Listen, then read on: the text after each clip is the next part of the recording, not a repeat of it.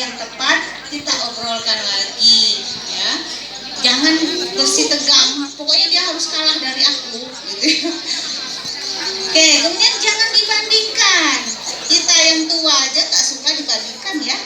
Misalnya ibu dibandingkan bapak nih, dibandingkan ibu sama siapa gitu, gak suka ya Bu ya? Gak suka, apalagi anak kita.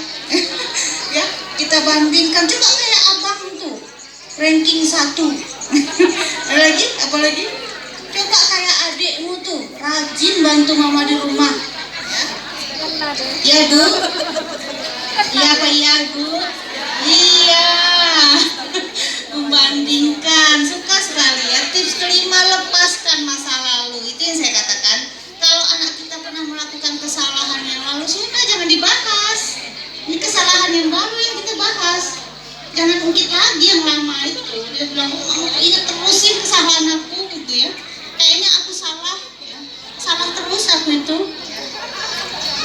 Ada remaja yang waktu saya ketemu kemarin sampai nangis. Pertanyaannya, kenapa orang tua tidak pernah puas kepada anaknya? Dituntut terus, harus ini, harus itu, harus ini, harus itu, harus ini, harus itu. Nah, ya sampai nangis, itu berarti kan mendalam ya. Cuman sayang waktunya kemarin cuma sedikit, jadi nggak bisa diterapi. Oke, terus kenapa pahami mereka bukan anak kecil lagi, Bu. Nggak bisa kita diktekan kayak dia waktu kecil, ya. Makanya banyaklah diskusi, bukan mengajarkan. Beda itu ya, diskusi. Nah, menjadi pendengar yang baik. Gimana anak kita mau mendengarkan kita kalau kita tidak pernah mendengarkan mereka? Ya. Yang dia dengarkan kata-kata kasar, sementara kita mengharap yang keluar dari mulut mereka kata-kata lembut. Adil kah? Gak adil dong. Sedangkan anak itu meniru apa yang dia lihat. Kok anak saya nggak sopan tadi ya, ada temanya. Kenapa anak saya nggak sopan? Tanya dulu orang tuanya. Ya, gimana di rumah? Itu pasti seperti itu, nggak ada pengaruh lain. Kalau soal sikap itu pasti larinya ke orang tua ya. Nah, tunjukkan ekspresi dan dorong mereka untuk bicara. Ya. Kalau anak itu merasa, oh mama mau loh jadi temanku, dia mau loh jadi pendengarku, ya, dia akan terbuka. Jangan buat anak takut untuk terbuka kepada kita sebagai orang tuanya, ya. Nah, sesekali masuk dalam dunia mereka. Kamu suka game apa sih? Ya, tanya. Walaupun kita nggak tahu, ya. Gimana cara main gamenya? Ajarin dong. Gitu. Nanti ikut main game sebentar, nggak apa-apa. Sekali-kali kita perlu melakukan pendekatan seperti itu. Apa yang anak suka? Ya, kita ikut, kita masuk ke dunianya agar kita bisa membawa dia ke dunia kita. Ya Bu ya. Jadi jangan mendekatinya itu dengan cara kita. Tuh, ya. Kemudian sabar dan berikan kesempatan mereka berbicara. Itu kata saya tadi. Walaupun ini dongkol luar biasa ya, menghindarlah dulu. Biar datang sabarnya ya. Menghindar dulu. Sabar dan beri kesempatan mereka berbicara. Gunakan waktu terbaik. Nah, ini gimana waktu terbaik itu? Ada 3 waktu yang baik untuk kita memberikan nasihat. Yang pertama, sebelum tidur. Ya, ketika anak kita mau tidur, diskusi tuh. Apa sih yang kamu syukuri hari ini? Ya, apa yang perlu kita perbaiki hari ini? Mama salah apa hari ini sama kamu? Ya, apa yang perlu mama perbaiki? Ya.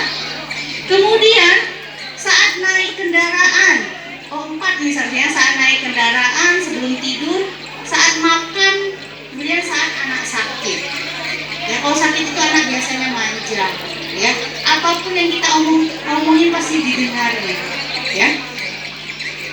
Oke. Nah, yang paling utama mencintai tanpa syarat, kayak Bunda. Biasanya kita mencintai anak ketika dia ranking 1. Bangganya ibu padamu. I love you so much. Ya. Tapi ketika dia tidak dapat ranking,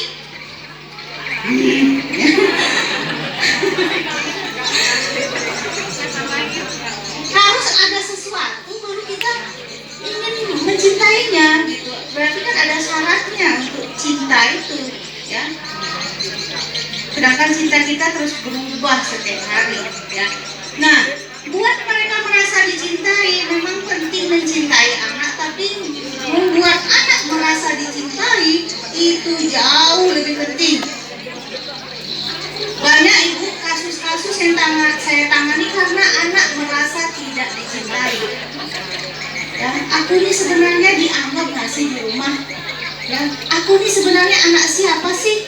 Kok kayak anak pungut yang tadi ya, kasus tadi. Cinta nggak sih orang tuaku sama aku? Ada kasus ya Bu ya.